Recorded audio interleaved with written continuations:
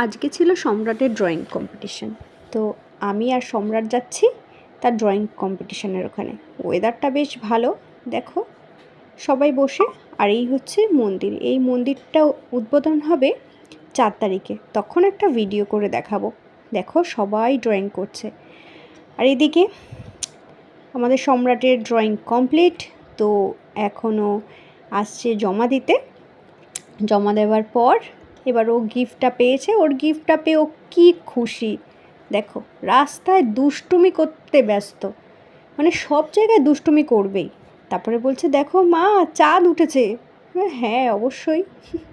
এবার দেখো রাস্তা থেকে বাড়ি যেতে যেতে দুষ্টুমি কোনো শেষ নেই। বাড়িতে এসেই গিফট খোলা শুরু।